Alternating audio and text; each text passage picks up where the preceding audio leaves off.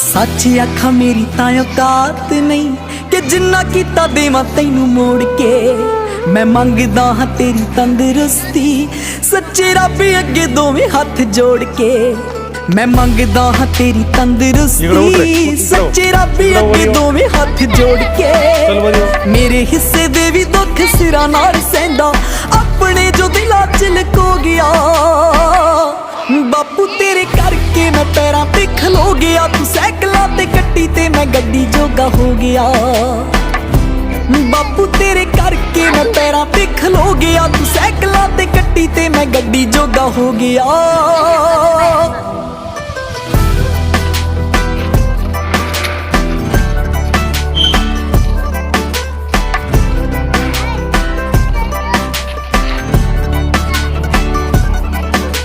चंदरे गरीबियां दे दिन सी बल